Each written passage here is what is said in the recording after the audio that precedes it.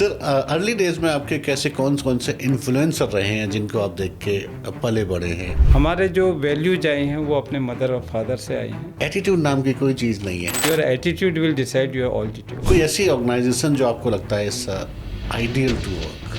अगर मैं टाटा का कहूँ तो टाटा, जो मेरा अपना एक्सपीरियंस है, टाटा से जर्नली लोग छोड़ के जाते नहीं हैं। कितना भी उनको हाइक दे दो, वहाँ पर मुझे कहीं लगता है कि टाटा इज़ टाटा। रिलायंस का अपना आइडियल होना बिल्कुल डिफरेंट उसमें है, and Reliance is also ideal. तो इनका जो विज़न है और जो मेरा विज़न है वो ऑलमोस्ट मैच करता है। दे ऑल्सो, आप स्टार्टिंग में कि धीरू भाई ने बोला था कि मतलब वो सपने बड़े देखो, वही चीज़ मेरा है। Think big, look big and do big. Sir आप फर्टिलाइजर इंडस्ट्री में हैं। अब आप देखिए, जो केमिकल फर्टिलाइज़र का कहते हैं, ठीक है, एक्सेसिव यूज, कितना ज़्यादा यूज होता है, उसकी वजह से क्या हो रहा है, सॉइल को कितना 2% ऑर्गेनिक कार्बन चाहिए, आज कितना है 0.3। तो सीधे सीधे केमिकल जाएगा, हमारे अंदर भी केमिकल जाएगा।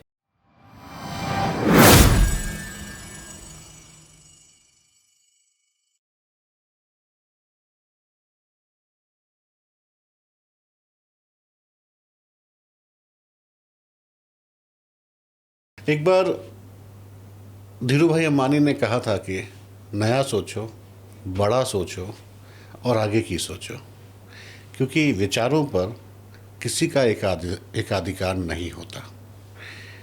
सोच इंसान को कहाँ से कहाँ पहुँचा देती है, इसके बहुत सारे एग्जाम्पल आपने देखे होंगे। एक रंक को राजा बना देती है और एक राजा को रंक। वो सोच निर्भर करती है कि इंसान कहाँ है, कहाँ था और उसको कहाँ जाना है। सोच जो फ्यूचर सेंट्रिक हो, चाहे वो बिजनेस में हो, चाहे वो पर्सनल लाइफ में हो, चाहे वो सामाजिक व्यक्ति में हो। सोच एक ऐसी है जो इंसान के व्यक्तित्व को निखारती है, इंसान को इंसान बनाती है। मैं ये बात आज सोच की क्यों बात कर रहा हूँ? क्योंकि आज हमारे साथ एक ऐसी शख्सियत हैं जिन्होंने अपनी सोच, लीडरशिप और निरंतर आगे बढ़ने का प्रयास, एक जीवन में एक सफलता की कुंजी को, उस प्रयास ने उनके जीवन में एक सफलता की कुंजी बनाई है। एक ऐसे व्यक्तित्व जो एग्रीकल्चर में रहे हैं और अपना पूरा बिल्कुल तन मन धन से एग्रीकल्चर की सेवा कर रहे हैं। हमारे साथ हैं आज Shri Dinesh Singh ji, fertilizer head Reliance Industries Limited. Sir, स्वागत है आपका। Thank you. जैसा कि हम लोग पहले भी बात कर रहे थे, हम पिछले 1 महीने से कोशिश कर रहे हैं कि समय मिले और हम शूट कर पाएँ, पर नहीं कर पाए। आज एक शुभ दिन है तो हमने इस एक अभियान को शुरू किया। आपके साथ बात करने के बहुत सारे पहलू थे। उन पहलू में से कुछ ऐसे भी थे जो आपकी पर्सनल लाइफ से हमें सीखने थे, हमें जानने थे। कुछ ऐसे थे जो इंडस्ट्री वाइज बहुत अच्छे, जो मुझे लगता है कि जो इंडस्ट्री हमें सुन रही है, जो लोग हमें देख रहे हैं, इंडस्ट्री के कुछ की जो क्वालिटी पैरामीटर होते हैं वो शायद उन चीज़ों को समझेंगे। पर्सनल लाइफ में भी वो कुछ जीने के तरीके जो हैं वो आपसे समझेंगे। और हम एग्रीकल्चर की कुछ छोटी छोटी बातें जो इम्पोर्टेंट भी हैं, जनरली हम अक्सर छोटी छोटी गलतियां करते हैं जिससे बड़े हादसे होते हैं, तो छोटी छोटी बातों के ऊपर भी बात करते हैं। पर शुरुआत करेंगे आपके शुरुआत से। अमित जी, मुझे भी बहुत अच्छा लगा, क्योंकि क्या ये एक मेरे लिए भी सुनहरा अवसर है कि मैं अपने जो एग्रीकल्चर फील्ड में हैं, चाहे यूनिवर्सिटीज़ के लोग हों या प्रोफेशनल हों, इंडस्ट्री को हों, उनको अपनी थोड़ी कहानी जीवन की, जो मेरे एक्सपीरियंस हैं अच्छे बुरे सारे, तो वो शेयर करूं, सो दैट वो चीज़ उसे आगे जब भी वो फेस करें तो उनके पास पहले ये idea. That's nice sir. Sir, आपकी शुरुआत से कि आप चूँकि पहाड़ से हैं, पहाड़ों की ज़िंदगी और आपकी एक नॉर्मल लाइफ जो दिल्ली में रह रहे हैं, मुंबई में रह रहे हैं, उनमें एक तो क्या फ़र्क है, और पहाड़ों ने क्या सिखाया है, एक मूल मंत्र जो इंसान को देते हैं? क्योंकि मैं पर्सनली मेरी अधिकतर कम्युनिटी जो है, मैं पहाड़ से नहीं हूँ, लेकिन अगर आप बोलेंगे कि 100 दोस्त अगर मेरे हैं तो 100 में से 90 मेरे पहाड़ से हैं। तो मेरी ट्यूनिंग बड़ी अच्छी बनती है। And I have seen all the people, they are very hard working, they are sincere, they are very very down to earth person, बड़े प्यार से हम्बलनेस से बात करेंगे। जनरली मैंने देखा है कि लोग गाली दे के चले जाते हैं किसी इंसान को, पर दूसरा बंदा वो बड़े आराम से पहले रोकता है, सोचता है 2 मिनट, फिर उससे बोलता है साहब गलती हो गई। भले ही वो कितना बड़ा हो, कितना ही छोटा हो, लेकिन मुझे लगता है कि शायद वो टाइम वेस्ट नहीं करता इन सब फालतू में। तो वो कुछ मूल मंत्र जो आपको पहाड़ों ने दिए हैं एक लाइफ के बारे में।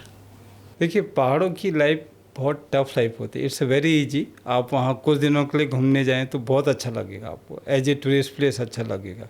वहाँ का वेदर देखिए, वहाँ सारे वेदर एक दिन में दिखा देता है, चाहे रेनी सीजन हो, ठंड हो, गर्मी हो, एक दिन में आपको सारे देखने को मिल जाएंगे।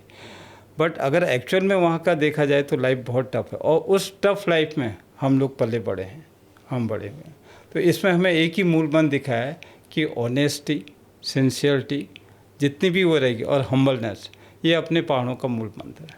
आप किसी भी पहाड़ी को, उत्तराखंड, गढ़वाल के किसी भी, या हिमाचल के कहीं पर भी आप देखिए तो सारे लोग बहुत सीधे मिलेंगे, चाहे वो किसी भी रेस्पेक्टिव किसी भी पोजीशन में हो, उनका एटीट्यूड कभी कुछ नहीं होगा। उनका attitude, ego, everything will be zero. ठीक है, तो ये हम्बलनेस जो दिखा रही, काइंडनेस दिखा रखी, इमोशन दिखा रखी, दूसरे को फील करना, दूसरों का क्या वो है उसको फील करते हैं, और अकॉर्डिंगली दे एक्ट। ये पहाड़ों का है। और जहाँ तक मैं बॉम्बे रहा या दिल्ली रहा या दूसरी जगह, because of my job, nature of this job रहा, बट अगर हम देखें कि यहाँ जो है अपनी अलग खूबियाँ होती हैं, यहाँ फैसिलिटीज़ ज़्यादा होती हैं, चाहे वो मेडिकल की हो, एजुकेशन की हो। अल्टीमेटली हमें ऊपर बढ़ना है, ऊपर बढ़ने के लिए हमें पहाड़ से बाहर आना पड़ेगा, क्योंकि अभी पहाड़ों में जो है लाइफ बहुत टफ रहती है। एजुकेशंस का भी अच्छे अच्छे इंस्टीट्यूट हैं, बट अगर अभी तो काफ़ी मतलब एम्स भी खुला है, आपका मेडिकल कॉलेज भी खुले हैं, एंड प्लस आपका इंजीनियरिंग कॉलेज है। उस समय पन्नगर यूनिवर्सिटी खुली थी आपका, that is the Asia number 1 agriculture university और first university of the India. तो वो सारी चीज़ हैं, बट फिर भी जो है लिमिटेड है वहाँ पर वो है। इस वजह से जो है लोग बाहर आते हैं, जॉब में तो बाहर जाना ही पड़ेगा। सर, जैसे आपने अभी एक हम्बलनेस की बात बोली ना, उसमें मुझे एक डायलॉग याद आ गया। एक बहुत ही इंडस्ट्री के ही हैं, इंडो गल्फ क्रॉप साइंस के एक वीपी हैं मिस्टर आनंद नेगी, पहाड़ों से हैं। तो जनरली एक बार अच्छे मित्र हैं हमारे, तो हमने उनसे पूछ लिया था, सर आप में you are the VP of this organization, attitude नाम की कोई चीज़ नहीं है। तो उन्होंने मुझे बड़ा हंसी मजाक में एक सवाल जवाब दिया। मैंने कहा आपके साथ शेयर करूँ। उन्होंने बोला जब मेरे को एटीट्यूड आता है ना तो पहाड़ों को देख लेता हूँ मैं, तब मैं सोचता हूँ मैं कहाँ हूँ वो कहाँ है, उसमें एटीट्यूड नहीं है, मैं इसमें कहाँ से रहेगा। सो दैट इज़ दी एक खासियत शायद पहाड़ों की। इसमें मैं एटीट्यूड के बारे में मैं बताना चाहूँगा कि एटीट्यूड 2 टाइप के होते हैं, एक है प्रोफेशनली, एक personally. Once you meeting with someone personally, तो आपका एटीट्यूड और ईगो जीरो होना चाहिए, irrespective of position, irrespective of मतलब कहीं भी ऊपर नीचे कोई भी हो, फाइनेंशियल वट एवर, तो आपका एटीट्यूड जीरो और वो होना चाहिए। But once you are in profession, आपका एटीट्यूड होना चाहिए, क्योंकि your attitude will decide your altitude. ये मेरा अपना थम। तो वो एटीट्यूड कुर्सी का है, मतलब जो अगर आप प्रोफेशनली मिल रहे हैं तो पोजीशन का है, that's mean. Sir, early days में आपके कैसे कौन से इन्फ्लुएंसर रहे हैं जिनको आप देख के पले बड़े हैं, जिनको आप देख के आप सोचते हैं दिस इज़ द वन, जिन जैसे बनना चाहते हैं हम, उनकी वैल्यू हम लेना चाहते हैं? वैसे देखिए, अगर मैं अर्ली एज की बात करूं, देश मैं हल्द्वानी में पला बड़ा, बहुत छोटा सा शहर है, मिडिल क्लास फैमिली से थे, कभी इतना सोचा, इतनी सोच उस समय हमारी कुछ भी सोच नहीं थी। हाँ, बहुत प्यारा शहर है, उतनी बड़ी हमारी सोच नहीं थी उस समय कि हमें ये बनना है, ये करना है, इस चीज़ का। हमारे जो वैल्यूज आए हैं वो अपने मदर और फादर से आई हैं। मदर ने हमें हम्बलनेस, जैसे पहाड़ का बताया था, काइंडनेस, ये सारी चीज़ सिखाई हैं, और फादर ने हमें डिसिप्लिन सिखाया, वर्क एथिक्स सिखाए हैं, डेडिकेशन सिखाया है, डिसीजन लेना सिखाया है, हर चीज़ करना सिखाया खुद। तो वो हमारे फादर्स की वो है, उस हिसाब से क्या। हाँ, मैं ये ज़रूर कहूँगा कि उस समय हमें सिर्फ, उस समय क्या इंजीनियरिंग होती थी या मेडिकल कॉलेज में जनरली लोग जाते थे, तो हमारे उसमें क्या था कि हमने 2 यूनिवर्सिटी देखी थी, एक जेएनयू का नाम सुना था और एक पन्नागर यूनिवर्सिटी का नाम सुना था।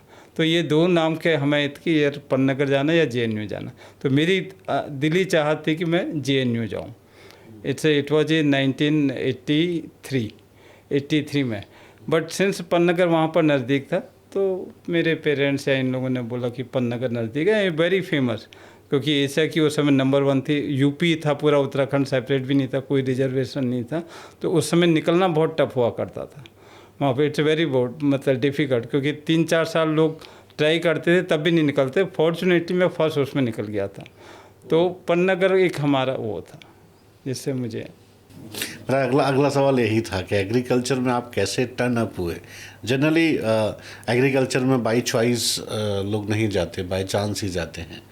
तो एक कैसा वो जर्नी कैसी थी जब आपने एग्रीकल्चर चूज किया? ना मेरी बाई चॉइस थी ना बाई चांस था, बस सिंपल एक किया था, मैं तो JNU जाना चाह रहा था और पन्नगर बहुत फेमस है वहाँ। पन्नगर में अगर कोई निकल गया तो मतलब वो शहर का। और उस समय हम डिस्ट्रिक्ट से सिर्फ 2 लड़के निकले पूरे डिस्ट्रिक्ट से पन्नगर में। आज भी इंडस्ट्री में से टॉप मोस्ट में जो बैठे हैं वो पन्नगर के ही हैं सारी। पूरे पैन कहीं पर भी देखिए टॉप मोस्ट जो है पन्नगर के ही बैठे हैं। तो वो पन्नगर और हैवी वास्तव में तो गोविंद बल्लभ पंत जी की मतलब यूनिवर्सिटी फर्स्ट टाइम वो लेकर के आए थे, इंडिया का था, एशिया की नंबर 1 थी। तो उस समय जो हार्ड वर्क किया जाता है वहाँ, जो पढ़ाया जाता है, जो हार्ड वर्क किया जाता है, तो वो इससे रियली अमेजिंग, काफ़ी अच्छा है। मतलब हमने खुद जो है खेती कर रखी, वहाँ हमें खेती सिखाई कि खेती कैसे होती, किसानों का दर्द क्या होता है, बीज कैसे वो करते हैं। अपना 45-42 डिग्री टेम्परेचर में हमने जब ट्रांसप्लांटिंग की, उस समय 8 लोगों का बैच था, तो वो एक हमें पूरे अंडर शर्ट में कहते हैं, बाकी सारा ब्लैक था, अंडर शर्ट वाला वाइट हो जाता था, पूरा छापा लगा।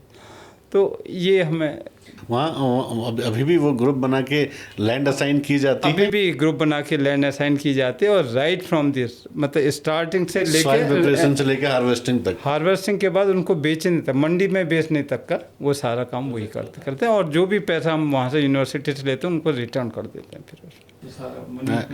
ये पूरा एक सिस्टम है, ये मुझे शैलेंद्र जी बता रहे थे पंतनगर का, कि किस तरह से एक स्टूडेंट वहाँ पे स्टूडेंट बन के नहीं रहता, एज अ फार्मर बन के काम करता है।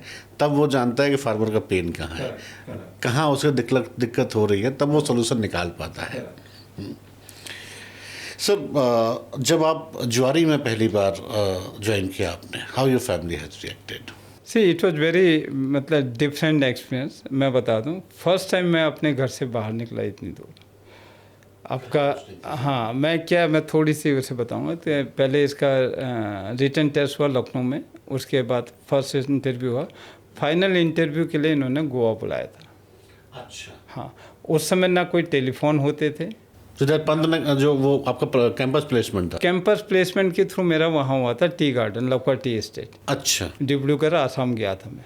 But after 6 month I left that company, मतलब क्योंकि मेरा मज़ा नहीं आया टी गार्डन में कि 40 किलोमीटर का टी गार्डन है और you are the only person जो पैंट और शर्ट में है, बाकी सारी लेबर क्लास थी। तो इतना मज़ा नहीं आया, सारी फैसिलिटी थी, पैसा था, सब कुछ था, लेकिन बट उसमें मज़ा नहीं, तो मैंने आई लेफ्ट दैट। उसके बाद ये ज्वारी का निकला था, तो तब मैं घर में था। तब ये जो है मैं वहाँ गया, तो फिर मेरा फाइनल कॉल लेटर आ गया। और फर्स्ट टाइम मैं घर से बाहर निकला, तो पहले तो दिल्ली आया। दिल्ली में मेरे पास कोई रिजर्वेशन नहीं था गोवा का।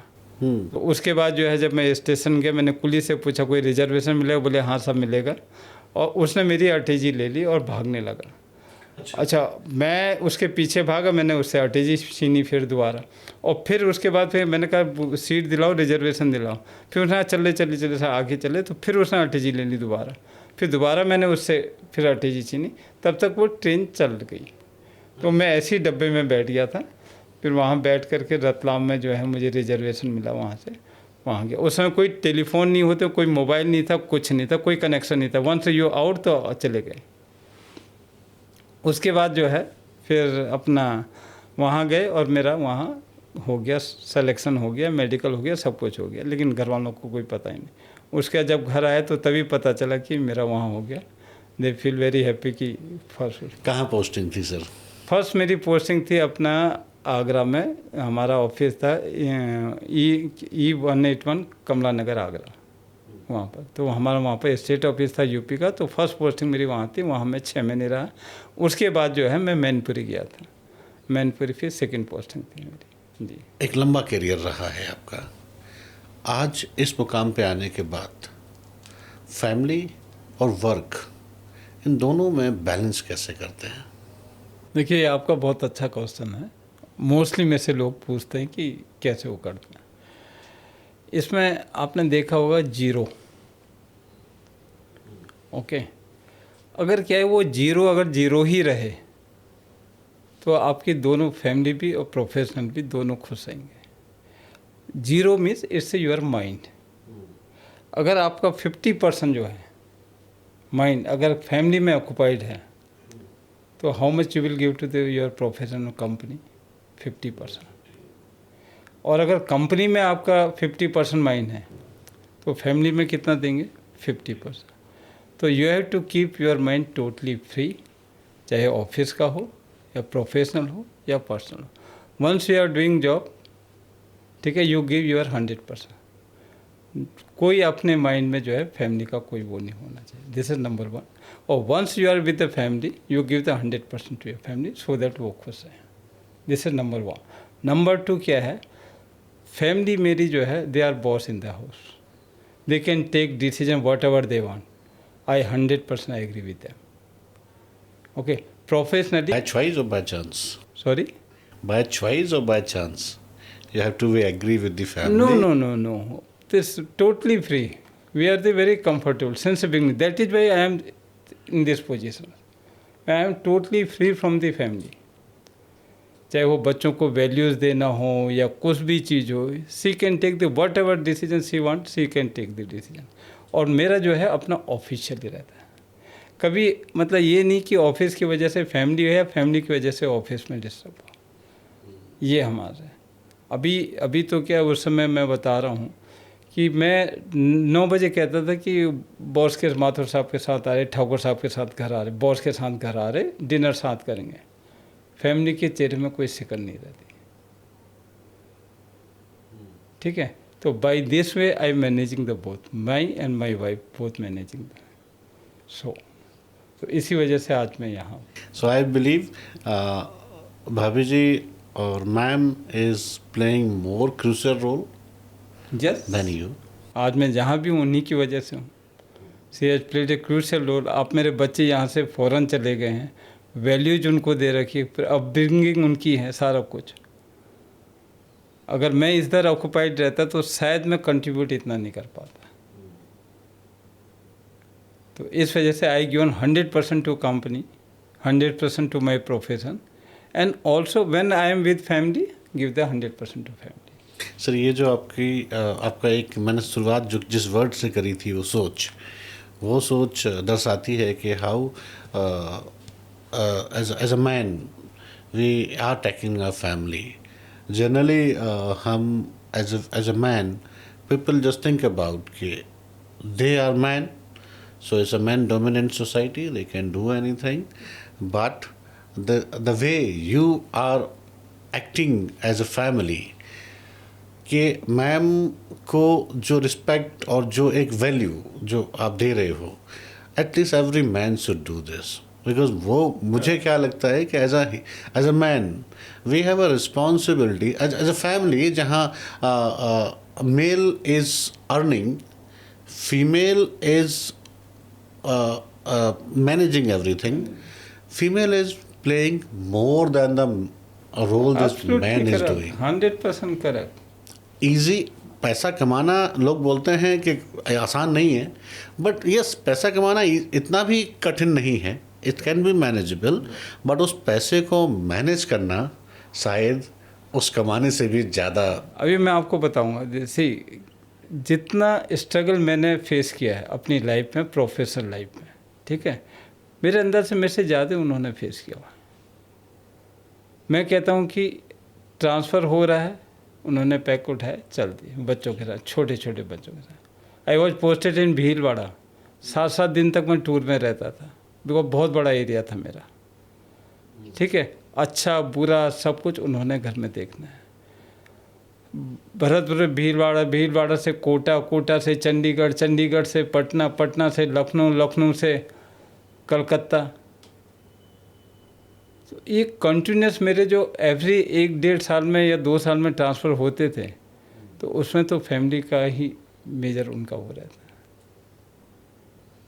तो जितना मैंने अपना वो किया है स्ट्रगल, जितने टफ लाइफ अपने प्रोफेशन में भी देखी है वो किया है, तो मेरे अंदर से उन्होंने मेरा इतना साथ दिया और सेम चीज़ उन्होंने भी फेस कर रखी। तो I give the country 100% contribution to my wife, my family, my kids.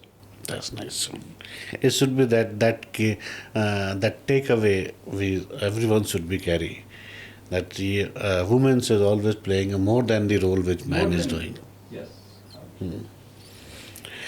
Sir आप अब थोड़ा अपने डिटेल रूटीन जो आपका है डे वाइज, मुझे थोड़ा उसके बारे में एक बार थोड़ा जानना था। कैसा रूटीन है जनरली? हम लोग जैसे हैं, मैं अपना बता रहा हूँ सर, मैं मानता हूँ गलत है, मैं धीमे धीमे उसको सही कर रहा हूँ।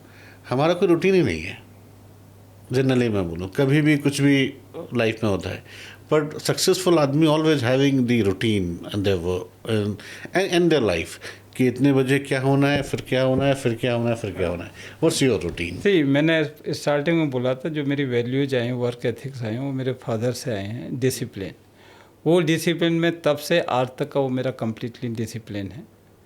5:30 में डेली उठता हूँ, एवरी डे एट 5:30 वेकअप किया, अपना फ्रेश अप हुए, वॉक किया, आए मंदिर में अपना पूजा वूजा की, ब्रेकफास्ट शार्प जो है 8 o'clock मेरा रहता है, क्योंकि मैं गैप देता हूँ हर एक फूड में, जो है हर एक उसमें गैप देता हूँ, तो उसमें होता है। देन अपना 9 o'clock अपना वहाँ से ऑफिस निकल जाते हैं। तो उस बीच हम सारी चीज़ें अपना जो भी मॉर्निंग की डिटेल वो होता करते हैं, और जब ऑफिस पहुँचते हैं तो I give the 100% to the office. उसके बाद आने के बाद अगेन फ्रेश अप हुए, फैमिली के साथ बैठे, वॉक करना हो तो वॉक किया, नीचे मंदिर टेंपल चले गए, नीचे सोसाइटी में टेंपल है, वापस आए, साथ जॉइंटली हमने टीवी देखा। हाँ, मोस्टली कॉमेडियन शो देखते हैं हम, लाफिंग वो देखते हैं, उस हिसाब का किया। डिनर हमारा शार्प 7:30 to 8 o'clock हो जाता है एंड 9:30 to 9:45 हम जो है सो जाते हैं।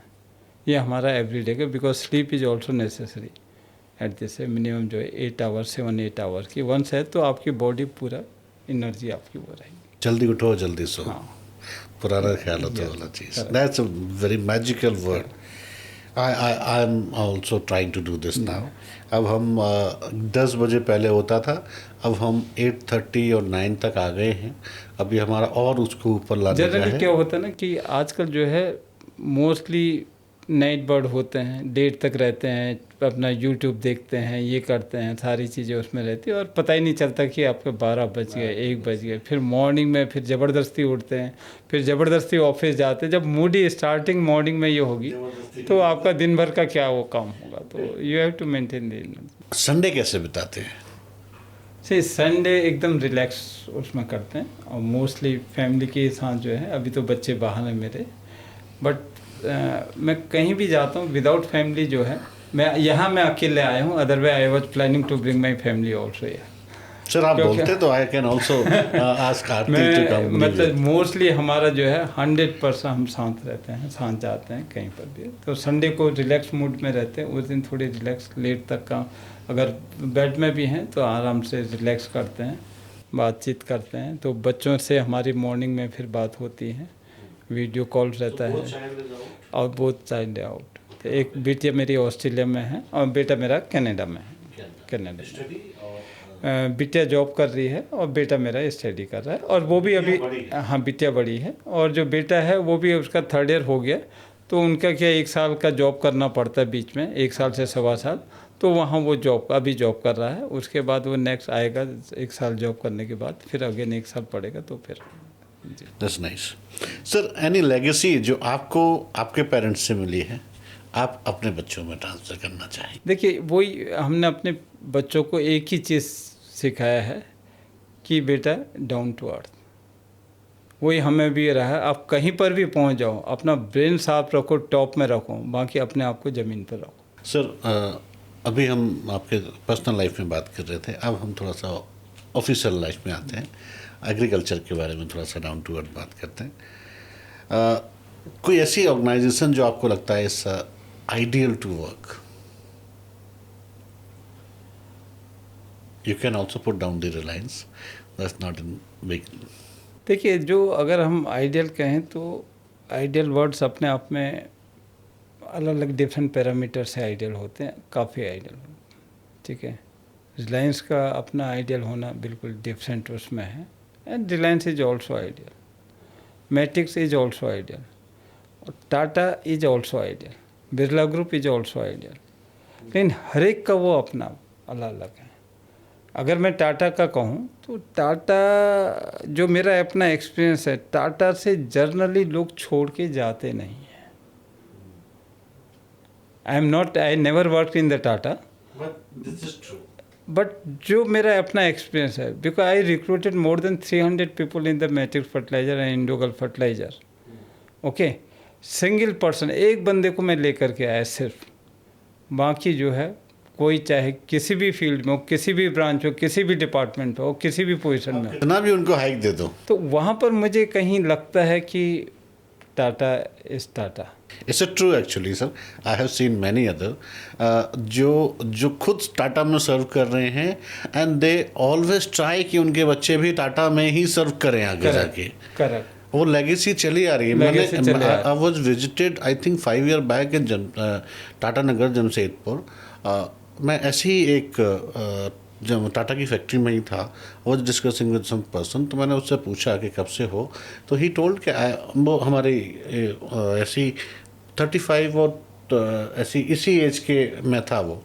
तो जब हम जनरली बात कर रहे थे, ऐसी ऑफ कैमरा बात कर रहे थे, तो आई हैव सेड कब से, बोले I have joined recently 2-3 year back, और हम वो किसी टेक्निकल इंजीनियरिंग फील्ड में था। तो मैंने कहा ठीक है, दैट्स हाउ वाज गुड। मैंने कहा बोले मेरे तो घर जैसा है। तो आई हैव आस्क्ड कैसे, बोले my father was also working in this one. बोले अच्छा, तो अब यहीं रहते हो? वो टाटा का जो टाउनशिप है वहीं रहता है वो। तो मैंने यहीं रहते हो? बोले नहीं, मैं क्या, मेरे पिताजी मेरे दादा भी यहीं रहते थे। then the whole family is working for Tata. Right. That is true. तो वो टाटा का मैंने सुना है, देखा है, एक्सपीरियंस किया है, but now I have enter in the Reliance. तो रिलायंस में भी मैं काफ़ी चीज़ें देख रहा हूँ कि जो रियली वेरी मतलब कंपनी इज द आइडियल। कैसे मैं बताऊँ तो जैसे एक नंबर है, anywhere you are in India and abroad, you in case you are facing any problem, just dial that number, immediately you will get the help. So you are in a part of very large scale transformation, like from Matrix to Reliance. This is one of the biggest transformation we'll talk about.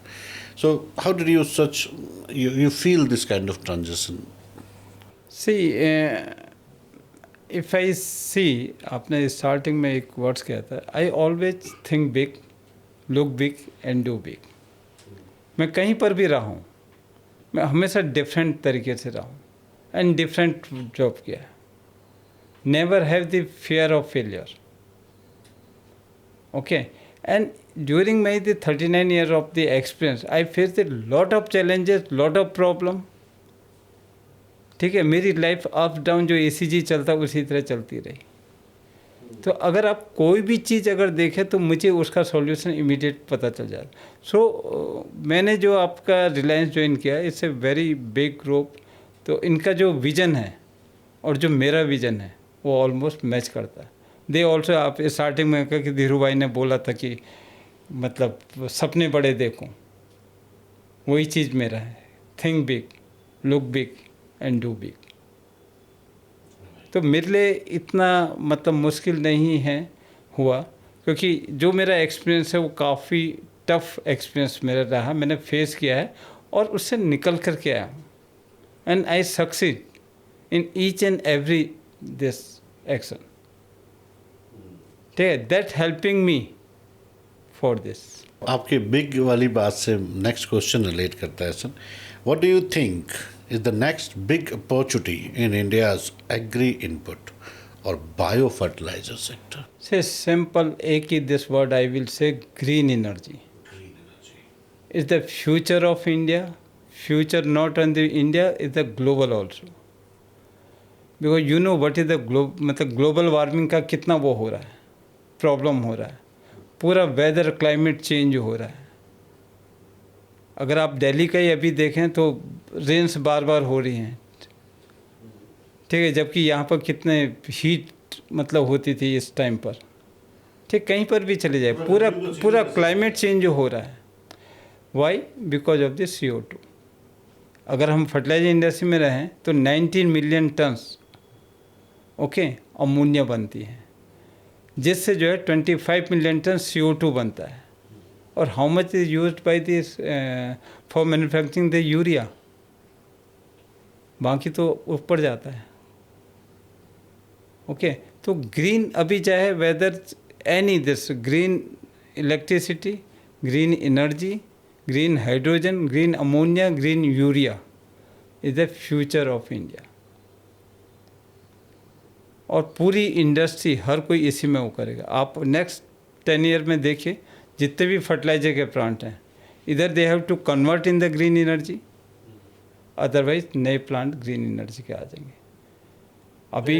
अभी काफ़ी लोग जो हैं, काफ़ी applications already government में submit हुई हैं आपके फॉर द ग्रीन हाइड्रोजन।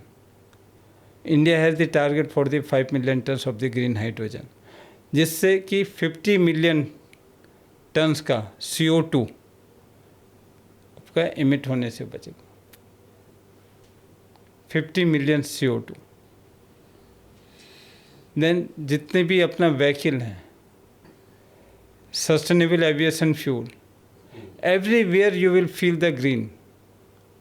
तो that is the future of agriculture and India also. Sir, energy के सेगमेंट में हम बात कर रहे थे, आपने अभी कार्बन की भी बात बोली। ये कार्बन क्रेडिट का मार्केट के बारे में आप क्या क्या है, हर एक को मतलब टारगेट एक CRBR होते हैं, कार्बन क्रेडिट होता है जिसकी स्टॉक एक्सचेंज है, जिसमें कि आप जितने सेव करेंगे तो उतना आपको क्रेडिट मिलेगा। And that is just like the stock exchange, आपका वैल्यू उसकी बढ़ती जाती है। उसमें अगर आप विड्रॉ भी कर सकते हैं, एनकैश भी कर सकते हैं। तो आप जैसे मैं इसकी ग्रीन एनर्जी की बात कर रहा हूँ, ठीक है ना, तो हर एक गवर्नमेंट को टारगेट मिले हुए हैं। टारगेट क्या मिले आपके, जैसे इंडिया जो है, जैसे बाई 2030 तक का 5 मिलियन टन का हाइड्रोजन, ग्रीन हाइड्रोजन का हुआ है, जैसे कि 50 मिलियन टन CO2 होगा। डायरेक्ट इनडायरेक्ट में क्रेडिट कार्बन मिलेगा। या सेकेंड, आपका यूरोपियन कंट्रीज को 20 मिलियन टन्स का आपका ग्रीन हाइड्रोजन का टारगेट मिला हुआ है, जिसमें they will manufacture the 10 million ton and 10 million ton जो है आपका वो इम्पोर्ट करेंगे। तो इंडिया है द ह्यूज अपॉर्चुनिटी, क्योंकि इंडिया में हर चीज़ मतलब चीप उसमें बनती है, सस्ता बनता है, एंड टेक्नोलॉजी है, और इंडिया बहुत एडवांस चल रहा है। ठीक है, गवर्नमेंट फोकस भी इसी में है आगे ग्रीन हाइड्रोजन का। तो इसमें जो है जितना भी हम वो करेंगे ग्रीन में अपने वर्क करेंगे, तो उसमें सीधे सीधे कार्बन क्रेडिट हमको मिलेगा, और जितना कार्बन क्रेडिट मिलेगा we can encash that also, and we can sell to the other government also, other countries also. You have worked with the government in global market also. What the role of policy in driving innovation? Generally मैं सवाल क्यों पूछा, ये tendency है या ये misconception है, मैं आपसे जानना चाहूँगा कि जब कोई काम चल रहा होता है, अच्छे से चल रहा होता है, बिजनेस चल रहा होता है, तो लोग क्या बोलते हैं कि अब गवर्नमेंट इसमें घुसेगी और रेगुलेटरी बनाएगी, वो काम ठप कर देगी। तो वो पॉलिसीज़ जो हैं वो उस काम को बेहतर ढंग से चलाने के लिए होती हैं, या फिर जस्ट गवर्नमेंट का इंटेंट होता है कि अच्छा ये अब लाइक बहुत ही लाइटर नोट में कह रहा हूँ, it's not a serious one, but generally लोग बोलते हैं ना कि अगर हमने यहाँ से पैसा कमा रहे हैं तो वो आपकी निर्मला ताई को पता चल जाएगा, उस पर भी इनकम टैक्स लगाएंगी। तो ये पॉलिसी वैसे काम करती है क्या? ये सारी मिथ है, ठीक है। वो हर कोई अपना सेल्फ देखता है, इस वजह से ये जो भी स्टेटमेंट देते हैं कोई भी कंपनी या कोई भी जैसे अपना प्रोफेशनल अगर स्टेटमेंट इस टाइप का दे रहे हैं तो वो एक मिथ है, गवर्नमेंट का गलत है। I do not believe on this, मैं इसमें एग्री नहीं करता हूँ। मुझे आपसे खंडन चाहिए था, इसलिए मुझे मैं इसमें एग्री नहीं करता हूँ। ठीक है, गवर्नमेंट की पॉलिसी हमेशा कंट्री के फेवर में होती है। It's not like the individual industry, not like for the individual. Okay, just I will give the example. आपका पहले अगर फर्टिलाइज़र, केमिकल फर्टिलाइजर सब्सिडी का था तो क्या सिनेरियो था, एक साल, डेढ़ साल तक का अपना जो है सब्सिडी नहीं मिलती थी। ठीक है, गवर्नमेंट ने पॉलिसी बनाई IFMS, monitor from direct from this production से लेके रॉ मटेरियल से लेके एंड यूजर तक का। ठीक है, आज देखिए क्या विद इन ए वीक आपको सब्सिडी मिल रही। तो that policy was the against the company. और was in the favour of the company. तो गवर्नमेंट की पॉलिसी, आज गवर्नमेंट पॉलिसी बना रही green hydrogen, green ammonia, green urea के लिए, whether it's against for this company या industry, no, it's for the country. आपको एक स्वच्छ वातावरण मिल सके, एक एनवायरनमेंट मिल सके, आपकी आने वाली जनरेशन को एक एनवायरनमेंट मिल पाए, ये उसके लिए कर रही है। अदरवाइज कितना ज़्यादा पॉल्यूशन है, आप पॉल्यूशन देखिए कितना ज़्यादा है, ग्लोबल वार्मिंग हो रही है, आपके पॉल्यूशन में ब्रीथ, लंग्स वगैरह सारा कुछ है, उसको सब भूल करके आज वो अपने पैसों के लिए वो कर रहे हैं कि हमारा इतना प्रॉफिट होता है, हमारा इतना पैट होता है, ईबीटा होता है, हमें इसमें देखना है। But they are not looking for the long term, और government is looking for the long term for the country. इस वजह से जो है policy, I always in the favour of the government policy जो सेफ देती है पूरी कंट्री को, एंड रेगुलेट करती है, रेगुलेट करती है, राइट। अगर रेगुलेट नहीं करें, कल को अगर ये गवर्नमेंट अगर पॉलिसी लाती है सारी केमिकल फर्टिलाइज़र कंपनीज को, आपको ग्रीन अमोनिया करनी है, तो सारी कंपनी इंडस्ट्री तो वो होगी, अंग्रेज में हो जाएगी। बट इट्स गुड और bad, that is good. So simply But जो those who are serious in a business, they are doing. Like biological का एग्जाम्पल मैंने देखा, जब गवर्नमेंट ने फोकस किया, बात किया कि biological we should go, agri input और agro chemical companies they are entered in a biological, they have started this segment, वो बायोलॉजिकल पे अब धीमे धीमे शिफ्ट हो रहे हैं। अब आप देखिए जो केमिकल फर्टिलाइज़र का कहते हैं, ठीक है, एक्सेसिव यूज, कितना ज़्यादा यूज होता है। मैं अभी रिसेंटली मैं पंजाब का देख रहा था, क्या मतलब इंडिया का एवरेज है, पंजाब का जस्ट डबल, NPK रेशियो 4:2:1, वहाँ 34/8/1। आप देखिए कितना ज़्यादा मतलब यूज हो रहा। सर आप फर्टिलाइजर इंडस्ट्री में हैं और फिर एक बात कर रहे हैं, तो मैं थोड़ा सा फिर से एक क्लेम बोलूँगा इसको, इज इट? यस। अब आप देखिए उसकी वजह से क्या हो रहा है, सॉइल को कितना 2% ऑर्गेनिक कार्बन चाहिए, ठीक, मिनिमम, दैट इज मिनिमम। आज कितना है 0.3, एरिड सेमी एरिड एरिया में 0.2, 1.8 और 1.7 की डेफिशिएंसी है। क्या होगा आने वाले समय में, तो सीधे सीधे केमिकल जाएगा, हमारे अंदर भी केमिकल जाएगा। तो ये जो है, इसीलिए जो मतलब गवर्नमेंट की पॉलिसी आई है फॉर दिस अपना ऑर्गेनिक मैन्योर की, तो क्या ये गलत है या अच्छी है? That is the good one. We should go ahead. तो Sir, from managing around, I think more than 300 people in your team, right?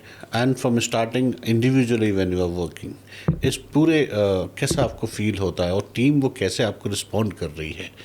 Is it actually a very problematic area for managing 300 people? No, I don't feel so.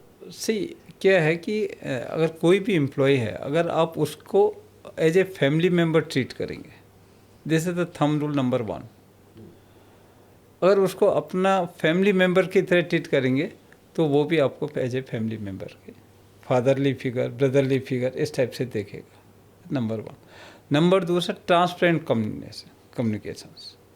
Okay, अगर आपको उससे पता है कि sir जो बोल रहे हैं सही बोल रहे हैं, उसके पीछे बैकअप माइंड में कुछ नहीं है, ठीक है, देन शेयर्ड विजन, मैं क्या चाहता हूँ उसकी क्लैरिटी होनी चाहिए, ठीक है, ये सारी चीज़ें, देन उसको रिकॉग्निशंस, देन उसको हेल्प, उसकी फैमिली को कोई वो होती है, तो फैमिली कल्चर जिस दिन हमें ले आए तो उस दिन वो बाहर जा ही नहीं सकता आपसे, चाहे वो जूनियर लेवल का हो या सीनियर लेवल का, आपको हर एक के साथ कनेक्ट करना पड़ेगा, डॉट टू डॉट मिलाना। यानी कि यू आर दी बॉस, तो आपने 4-5 अपने HOD से बात कर ली, उसके बाद बैठे रहे और ईगो में, no, you go up to the family of this, जो लीस्ट सबसे लोअर उसमें वो है, उसकी फैमिली के पास जाइए, उसको कनेक्ट कीजिए, तब आप उसमें देखिए। तो बॉसी कल्चर उसमें नहीं आएगा, leader will be in a picture. अगर वो गलती करता है, मेरे साथ ये मेरा प्रैक्टिकल एक्सपीरियंस हुआ, अच्छे बड़े लोग, मतलब GM और DGM लेवल के बंदे खुद मेरे सामने आके रोने लग गए, सर हम ये नहीं कर पाए और हमारी गलती है, दे हैव एक्सेप्टेड कि हमारी ये गलती है, और I will not do in future, only because कि मैंने उनको इस ढंग से ट्रेन किया है। और मैं एक छोटा सा एग्जांपल दूंगा कि अगर आपका कनेक्शन उनकी फैमिली से है, if you have the professionally very good relation, तो पर्सनल रिलेशन भी आपके अच्छे हो जाएंगे। तो you have to maintain professional and personal relation both. One side नहीं चलेगा कि प्रोफेशनल बहुत अच्छे हैं तो पर्सनल नहीं है, तो भी आपका काम नहीं हो सकता, या पर्सनल है और काम करने में ऐसे कुछ नहीं है तो भी नहीं चल पाएगा। तो आपको पर्सनल प्रोफेशनल मेंटेन करना पड़ेगा, दोनों रिलेशन बनाने पड़ेंगे, then only you will be succeed. जैसे आपने शुरुआत में बोला था ना कि मैं जब अपनी वाइफ को बोलते थे कि आज शुक्ला जी के साथ आ रहे हैं, मिश्रा जी के साथ डिनर पे आ रहे हैं, correct, right, that is the one जो आप आई थिंक प्रोफेशनल में पर्सनल रिलेशन को लेके आप उनको बिल्ड कर रहे हैं, या अपने आप को बिल्ड कर रहे हैं। वो जब भी टूर में गए फैमिली को लेके गए, वो जब टूर में आए उनसे कहा फैमिली को ले आओ, अपने घर में दोनों फैमिली ने एंजॉय किया, हम अपना काम कर रहे हैं, काम भी हो गया, पर्सनल वो भी हो गया। तो आप बताइए कि इसमें क्या होगा? It's a long term, it's long term relationship. Sir थोड़ा डिजिटलाइजेशन पर चलते हैं। अभी आपको क्या लगता है एआई और जो आने वाला फ्यूचर है एग्रीकल्चर में कितना रिप्लेसमेंट देगा, कितना इम्पैक्ट करेगा? देखिए पूरा करेगा एग्रीकल्चर में पूरा। अगर आप फॉरेन में देखिए, आप इजराइल में देखिए, आप यूएस में देखिए, आप यूरोपियन कंट्रीज में देखिए, वहाँ क्या होता है, पूरा डिजिटल फार्मिंग है। वो शेड्यूल लगा देते हैं कि इरिगेशन का इस टाइम पर शेड्यूल करना है और इतना वाटर जाएगा, इस फील्ड में जाएगा। अगर आपको पेस्टिसाइड इंसेक्टिसाइड डालना, न्यूट्रिएंट डालना है, जितना न्यूट्रिएंट डालना सारा उनका ऑटोमेटिक फीड हो, ठीक है, वो सारी चीज़। देन सेकेंड, एक तो क्रॉपिंग में आ गया, इसको भी अलग अलग है, एक तो मार्केटिंग का हो गया, एक दूसरा फील्ड का हो गया। ओके, फील्ड में मैकेनाइजेशन एंड डिजिटल एआई आना ही आना है, क्योंकि इंडिया में लैंड होल्डिंग कम हो रही है। और लैंड होल्डिंग कम होने से क्या है, क्योंकि आज 2 बेटे हैं, दोनों में डिवाइड हो गया, फिर बेटे हैं डिवाइड हो गए उस हिसाब से, और उसमें प्रॉफिटेबिलिटी फिर इतनी नहीं आएगी। जब नहीं आएगी तो इंडिया कहाँ मूव करेगा? Contract farming. बड़ी बड़ी कंपनी जाएंगी, कॉर्पोरेट आएंगे, एंटर कर चुकी है, आ भी चुके हैं, पेप्सिको आ चुके हैं, गोदरेज एग्रोवेट आ जाए, काफ़ी कंपनीज हैं जो इस टाइप के काम करते हैं, कॉन्ट्रैक्ट फार्मिंग करती हैं। जब कॉन्ट्रैक्ट फार्मिंग करेंगी तो they will not go labour oriented work, वो पूरा डिजिटलाइजेशन एआई में ही जाएंगे। क्योंकि आजकल कोई भी काम करना फील्ड में ऐसे नहीं चाहता, कोई भी लेबर भी काम कर रहा है, इट्स वेरी डिफ़िकल्ट, तो इसको होना ही पड़ेगा।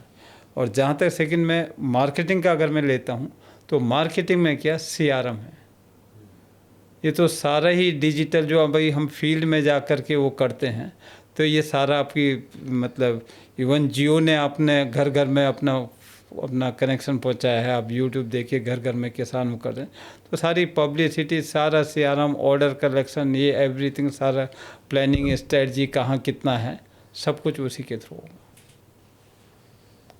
एआई के थ्रू आपको शेड्यूल पता चल जाएगा कि फर्टिलाइज़र का तो यहाँ पर इतनी में रैक जानी है फर्टिलाइज़र की, और इसको डिस्ट्रीब्यूट होना। जो फिजिकल है, जो ट्रक से वो है, वो तो जाएगा ही जाएगा, बाकी everything will be replace by the drone and AI. Drone का जो है आपका लिक्विड फर्टिलाइज़र का आ रहा है, तो ये अभी बढ़ते जाएगा। नैनो फर्टिलाइज़र जो हो रहा है, लिक्विड फर्टिलाइज़र हो रहा है, काफ़ी बड़ा है। अगर आप 5 साल पिछले साल में 5 साल का देखें तो ग्राफ काफ़ी चेंज हुआ है, और वही चीज़ आगे अभी कंटिन्यू रहेगी। जो अपना ग्रेन्यूल और प्रिल वगैरह है, इसका भी इनोवेशन बहुत जल्दी इंडिया में आएगा। सर कोई ऐसा मोमेंट जहां आपने टेस्ट किया हो अपनी लीडरशिप को? मेरी लीडरशिप तो एक नहीं कई जगह टेस्ट हुई है। ऐसा एक्सपीरियंस जब आपको लगे? अगर मैं I give the example of the Matrix fertilizers, okay, तो मैट्रिक्स फर्टिलाइज़र में जो है, इसमें फाइनेंशियल क्रंच आ गया था। Okay, I was in the top senior leaders in Matrix fertilizer, तो इट वॉज वेरी डिफिकल्ट। मेरे पास 2 चॉइस थी। I got the offer from this Indogulf again as a president.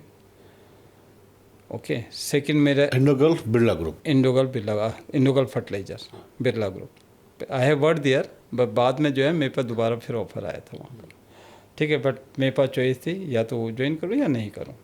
तो I decided no, continue with this Matrix group despite the financial crunch, despite the delay in the fertilizer plant, सारा होने के बावजूद मैंने वो चॉइस किया।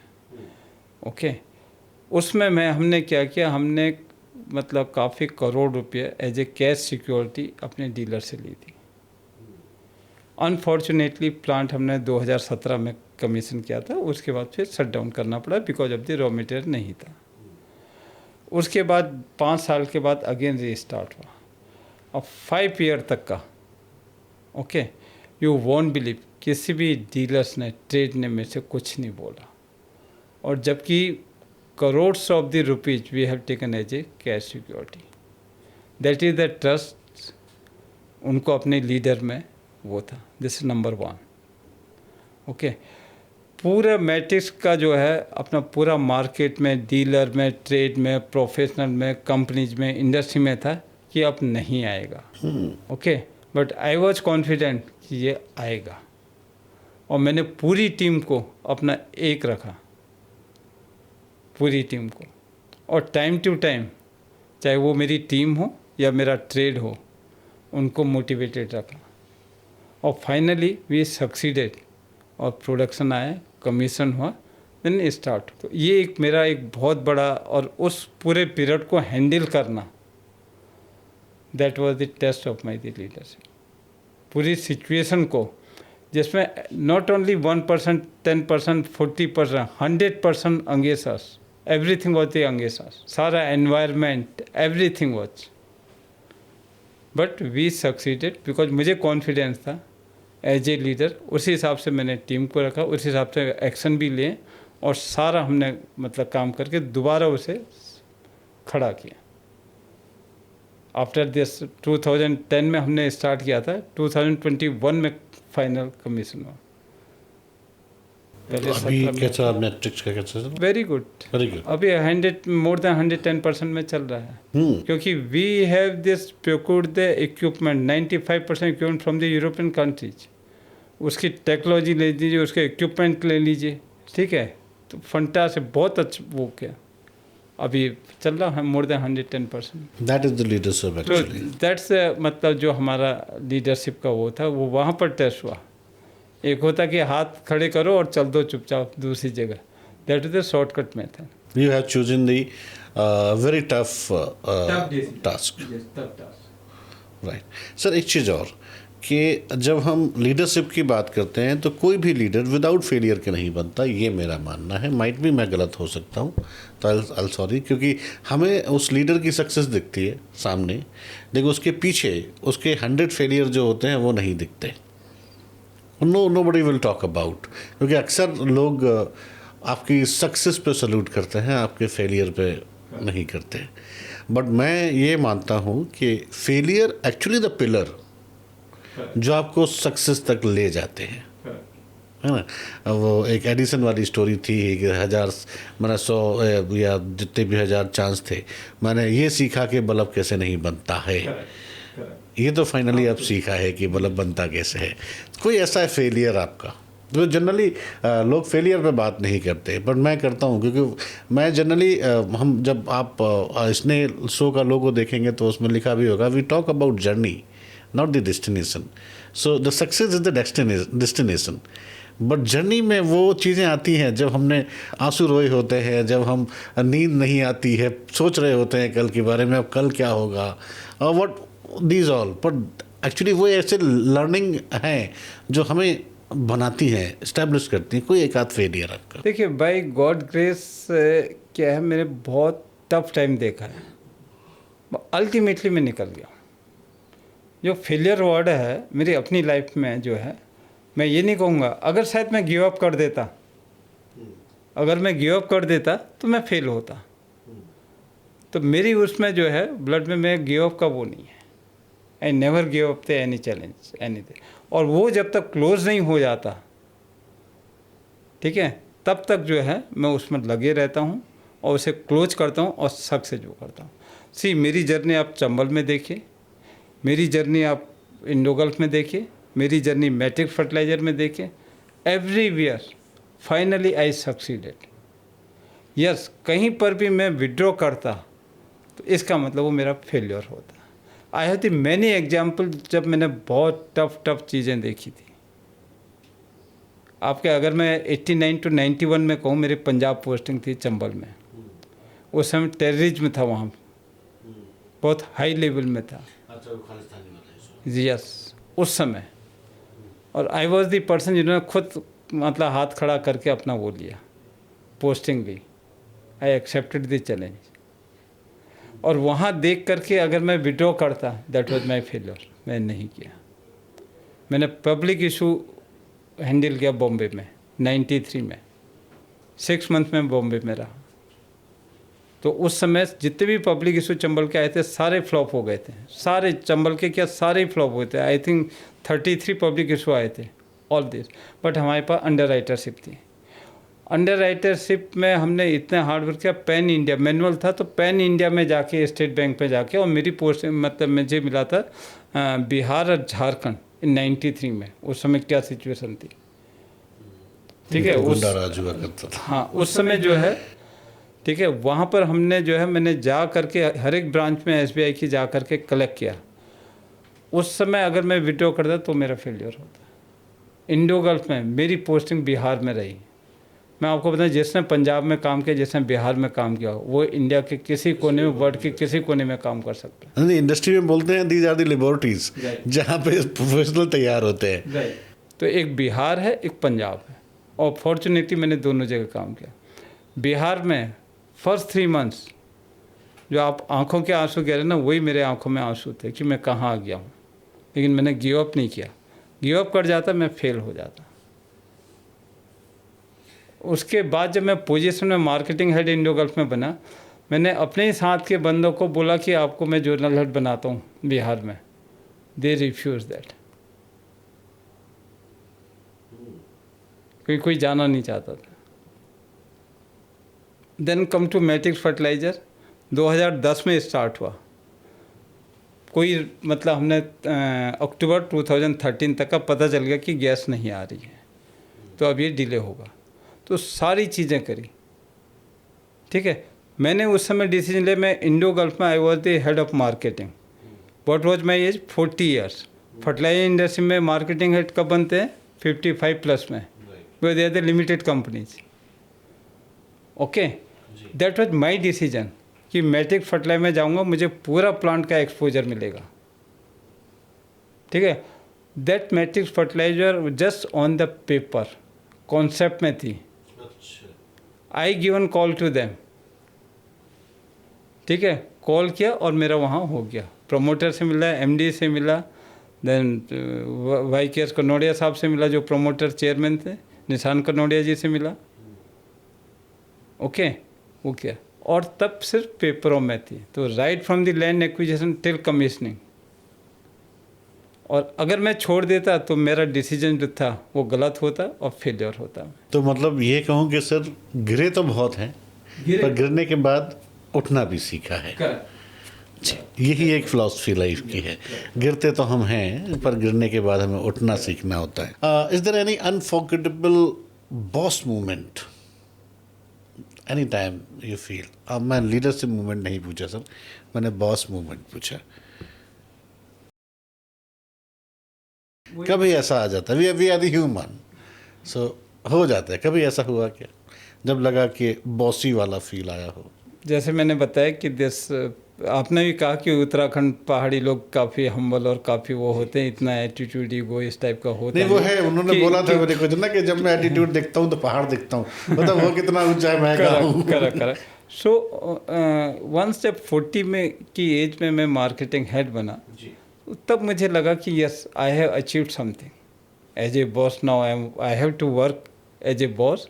Now I have to contribute more than the other people. मुझे उनसे ज़्यादा कंट्रीब्यूट करना है एज ए बॉस, ठीक है। ये नहीं कि मुझे उनको डराना है या उनको वो करना है, काम लेना है, नो। उस समय आपके IFMS जो है जस्ट इंट्रोड्यूस हुआ था। सिर्फ एक ट्रक को आइडेंटिफाई करने के लिए इंडो गल्फ में हमने 15 दिन लगाए, 15 डेज, और मैं खुद पर्सनली उसमें इन्वॉल्व रहा। तो मेरा बॉसेज में जो है मीस का यहाँ पर वर्ड ये है कि आपका you have to contribute more, you have more responsibility, you are accountable for that, ठीक है। वो मेरे में बॉसेज में जरूर आया था वो। तो एनी ऑफ द मोमेंट जब आपको ये लगा हो कि yes that is why I do what I do? देखिए मैं बताऊँ, स्टिल अभी आज गांव में पहुंच जाइए आप किसानों के यहाँ, उनकी जो सिचुएशन देखते हैं तो रियली बहुत ज़्यादा वो है।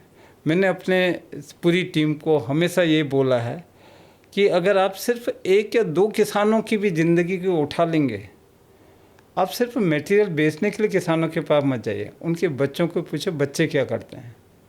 अगर सपोज वो इंटर के पास कहीं पढ़ना चाहता है, उसको हेल्प कीजिए, वो आपको ज़िंदगी भर याद करेगा और आपको पता नहीं कितना धंधा और दे देगा अगर बिजनेस में अगर ऑटोमेटिकली, मैंने कहा ना, आप ये तो ऑटोमेटिकली आएगा। You serve the nation, you serve the farmers, whatever you want, automatically business तो होता ही होता है, प्रॉफिट तो आएगा ही आएगा। ठीक है, लेकिन अगर आपने 1-2 फार्मर्स की हर एक बंदे ने लाइफ उठा दी तो समझ लीजिए क्या होगा। ठीक है, तब मुझे लगता है कि कहीं मैं एग्रीकल्चर फील्ड में जो आया हूँ मैंने सही किया है। At least I am contributing for the nation. आज देखिए आप यहाँ पर भी सारा देखिए, हर चीज़ एग्रीकल्चर है, सारे प्रोडक्ट एग्रीकल्चर से हैं। विदाउट एग्रीकल्चर नो कल्चर, कुछ हो ही नहीं सकता है। आपको खाना हमारा धरती माँ से आता है, मदर अर्थ से आता है, एवरीथिंग हमारा। और वो कौन करता है? किसान करता है। और उस किसानों को अगर हम देखें तो आपको खुद लगेगा कि यार मैं जो कर रहा हूँ बहुत अच्छा कर रहा हूँ। They are doing something for the farmer. Generally बहुत कम लोग ये बात बोलते हैं, पर मैं इस बात को मानता हूँ कि agriculture is not agriculture, agriculture actually is a life culture. वो पूरा बसा हुआ है। हम बोलते हैं 60% लोग, 70% लोग एक रफली डिपेंड ऑन इनडायरेक्टली और directly on agriculture, but I believe whole 100% people is directly or indirectly will depend on agriculture. आप देखिए अपने बच्चों को कौन प्यार नहीं करता, बच्चों के लिए दूध कहाँ से आता है? Everything, anyhow we can't Everywhere. Sir वो जो कोठी में रह रहे हैं करोड़ों की, वो भी एग्रीकल्चर पर डिपेंड करता है। सारे लोग, और जो सड़क पे सो रहे हैं वो भी एग्रीकल्चर पर डिपेंड। तो लेकिन वो जो एग्रीकल्चर के पीछे जो मेहनत करता है किसान भाई हमारा, ठीक है, अगर उसके बारे में सोचें तो कहीं मुझे लगता है कि मैं सही कर रहा हूँ, जिस भी फील्ड में हूँ सही हूँ। जी सर, एटलीस्ट हम उस 60% और 50% पॉपुलेशन के लिए काम कर रहे हैं जो इस फील्ड में इन्वॉल्व हैं, डायरेक्टली जो इन्वॉल्व हैं, किसानी कर रहे हैं, कुछ उगा रहे हैं, कुछ कर रहे हैं, हम उनके लिए कुछ कर रहे हैं, तो वो एक अच्छा लगता है काम करने में। सर थोड़ा सा निकलते हैं, थोड़ा सा जनरल फन और इनकी बातें करते हैं। 3 वर्ड बोलूँगा, आपको कौन से पसंद आते हैं? योर प्लेजर उसमें कहाँ आता है? फूड, मूवी और म्यूजिक? मूवी। किस तरह की मूवी देखना? मोस्टली मैं कॉमेडियन मूवी मुझे ज़्यादा अच्छी लगती है। Comedian movie. Your tea person और coffee person? Coffee person. If not an agri business, what would you doing today? अगर नहीं होते तो क्या कर रहे हैं? आर्मी में होता है। Your physics is also the same thing in army guys. Sometime अगर मैं आपको क्योंकि जब हम आपकी एज के किसी को भी देखते हैं तो एक चार्म नहीं होता चेहरे पे, पर आपके चेहरे पे वो जो एक आर्मी वाला चार्म है वो आता है। अगर आपको अभी वर्दी आप पहन लें तो नोबडी सेज कि आप आर्मी में नहीं है, people will salute you. Your haircut another one same is come. मेरा क्या है, एक्चुअल में मैं आर्मी में हो गया था बिकॉज ऑफ माई ब्रदर। मैं नहीं गया क्योंकि मेरे ब्रदर आर्मी में हैं, तो उन्होंने कहा एक फैमिली से हो गया बस, तो अब तो इधर ही रहो। अंडरस्टैंड। वो आर्मी का एक वो पता नहीं। मेरे army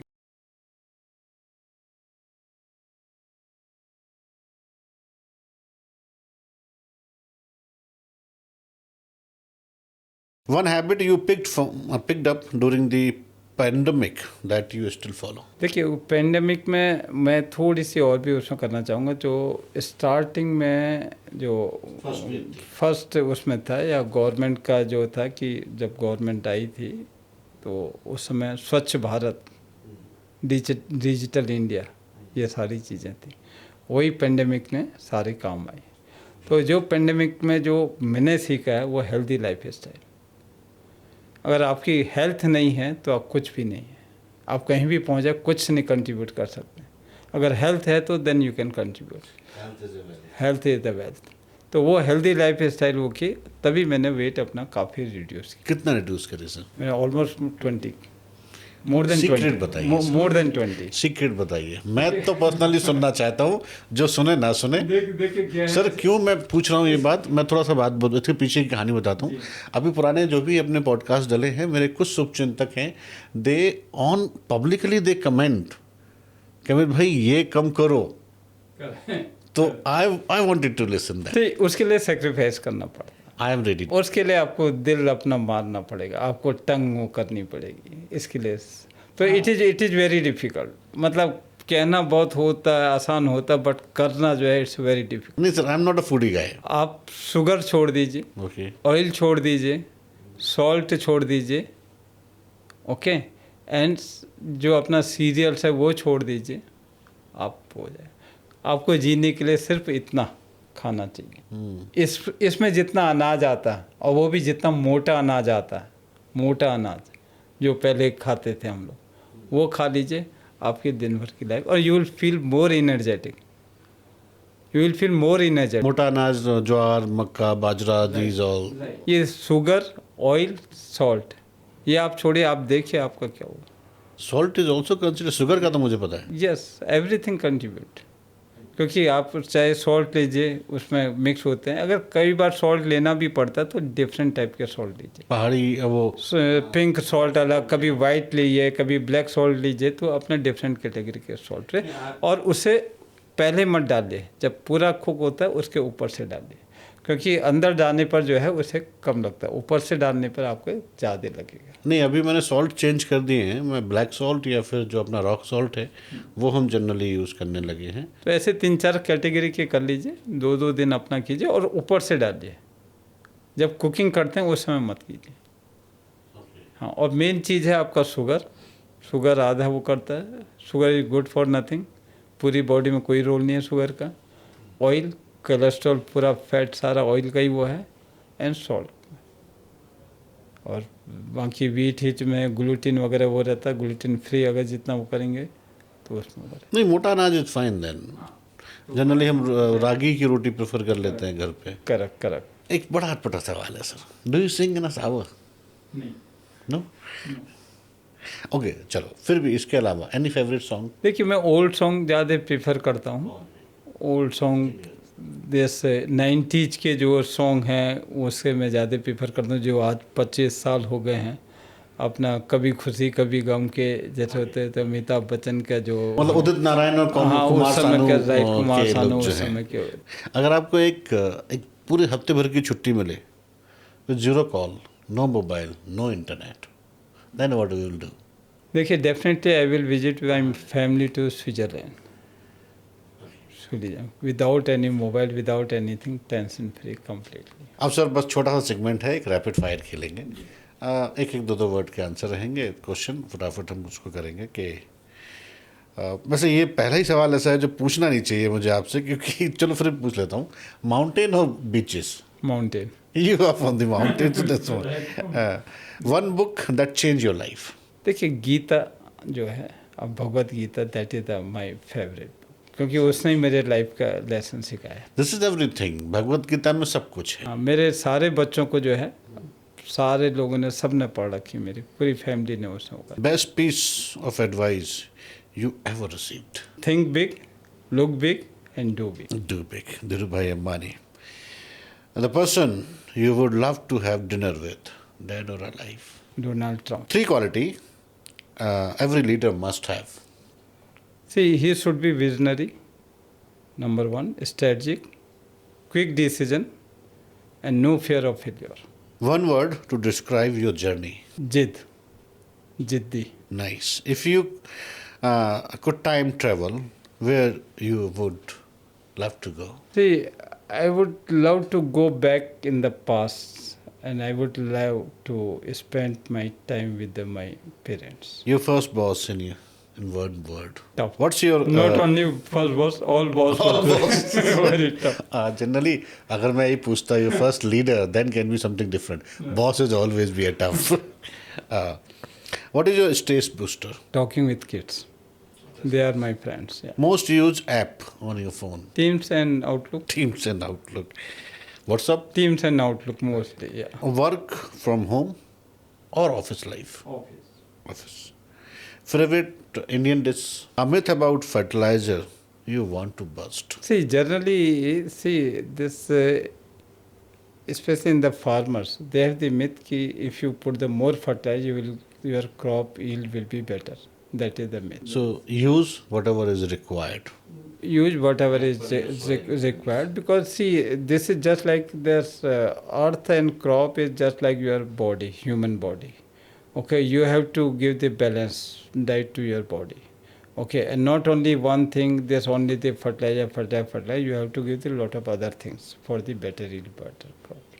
So that is the myth कि यहाँ क्या है कि आप यूरिया डाल दो, डीएपी नहीं मिल रहा, यूरिया डबल कर दो. That is the myth. ठीक है, तो आपका हो जाए. जबकि डीएपी का जो रोल है अपना रूट के लिए है, स्ट्रॉन्गनेस के लिए है. यूरिया का अपना डिफरेंट हो, ग्रीनरी है, एनर्जी है उस चीज़ का. पोटास का अपना अलग. Everyone has their. या अगर डीएपी की शॉर्टेज होती है, जनरली फार्मर्स क्या होते हैं उसे वो करते हैं. And even the fertilizer industry people also, कि उनको ठीक है अपना यूरिया बिक रहा है, कोई नहीं, इजीली शॉर्टेज हो रही, वो हो रहा. सो वो जो ये जो है ये मिथ है या ये मिथ है बिल्कुल कि मतलब उसमें जाता है. That we have to clear to the farmers कि हमें as a fertilizer industry persons, as a well wisher for the farmers, we have to communicate कि नहीं आप 2 बैग यूरिया मत डालिए, एक ही डालिए, उससे हो जाएगा. Or you go for the soil test, then you use. As पर द सॉइल टे balance, that is the best way. That is the best way. मैं ऐसे अपनी बात में बोलूँगा तो मैं बोलूँगा कि please don't make your soil as a dumping ground. Right, correct. Most inspiring Indian business leader.